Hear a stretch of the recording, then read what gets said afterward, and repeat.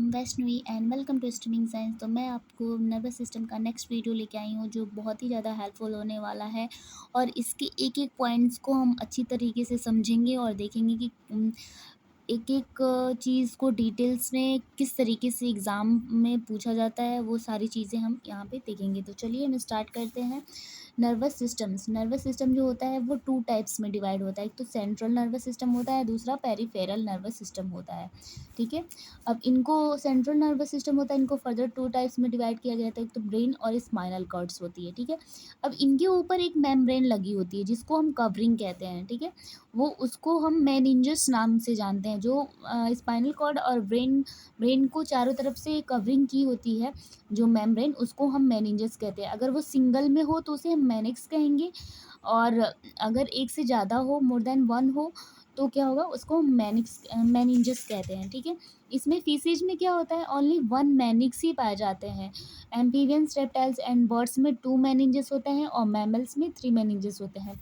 तो ह्यूमन भी मैमल्स में आते हैं, तो इसकी वजह से इनके भी कवरिंग क्या होती है, थ्री मेनिंजस की होती है। और पेरिफेरल नर्वस सिस्टम होता है, इनको भी फर्दर टू टाइप्स में डिवाइड किया गया है। तो सोमैटिक नर्वस सिस्टम, एक ऑटोनमस नर्वस सिस्टम। ठीक है। ऑटोनमस नर्वस सिस्टम को भी दो टाइप्स में डिवाइड किया गया है। तो सिंपैथेटिक नर्वस सिस्टम्स, एक पैरासिम्पैथेटिक नर्वस सिस्टम, जिसको आगे वीडियो में अच्छे से एक्सप्लेन करके मैं बताऊंगी कि सिंपैथेटिक और पैरासिम्पैथेटिक क्या होता है। ठीक है।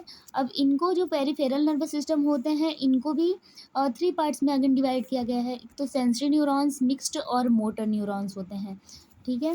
जो इसको डायग्राम के माध्यम से समझते हैं, जैसे कि ये ब्रेन हो गया, ये ह्यूमन ब्रेन है। ठीक है। जो इनको ब्रेन और स्पाइनल कॉर्ड को डिवाइड कौन करता है, फोरामेन मैग्नम, जो रिंग लाइक स्ट्रक्चर होता है, जिसको हम फोरामेन मैग्नम कहते हैं। ये मेड्यूला ऑब्लोंगाटा है। ठीक है। यहाँ से ऊपर वाले हिस्से को हम ब्रेन कहते हैं और नीचे वाले हिस्से को हम स्पाइनल कॉर्ड कहते हैं। यहाँ से बहुत सारी नर्व्स निकली होती है जिसको हम पेरिफेरल नर्वस सिस्टम्स कहते हैं। ठीक है। जो पेरिफेरल नर्व होते हैं, जो ब्रेन के हिस्से में निकले होते हैं, ठीक है, उसे हम क्रेनियल नर्व कहते हैं। ये 12 पेयर के होते हैं। इसमें क्या होता है, सेंसरी, मिक्स्ड एंड मोटर, तीनों टाइप्स के न्यूरॉन पाए जाते हैं। और जो ये स्पाइनल कॉर्ड में नर्व्स निकली होती हैं, इन्हें हम 31 पेयर, इसमें 31 पेयर के होते हैं और ये ओनली वन मिक्स्ड होते हैं। तो यहाँ से भी एग्जाम में पूछा जाता है कि स्पाइनल नर्व से कितनी पेयर्स में नर्व्स निकली होती हैं, और वो मोटर, मिक्स्ड एंड सेंसरी होती है। तो क्या आपको पता होना चाहिए कि वो सिर्फ और सिर्फ मिक्स्ड ही होती हैं। क्रेनियल नर्व में ही तीन टाइप्स के नर्व्स पाए जाते हैं। ठीक है। इसको हम देखते हैं कि peripheral nervous system, somatic neural systems भी होता है। एक तो ऑटोनॉमस न्यूरल सिस्टम होता है, जिस तरीके से हमने पहले देखा है। तो जो सोमैटिक न्यूरल सिस्टम होता है ना, उसमें क्या होता है, for voluntary actions. Voluntary actions क्या होते हैं, व्हेन एक्शंस आर कंट्रोल, जिसको हम कंट्रोल कर सकते हैं। जैसे कुछ चीज़ें हम मसल्स को अप डाउन करते हैं, वॉकिंग करना, जो भी चीज़ें हम कर सकते हैं एक्शन, उसको हम सोमैटिक न्यूरल सिस्टम्स कहते हैं। ठीक है। जो हमारे कंट्रोल में होता है, और ये न्यूरॉन्स से, सेंट्रल नर्वस सिस्टम से स्केलेटल मसल तक जाती है, जो नर्व्स जाती है। ठीक है।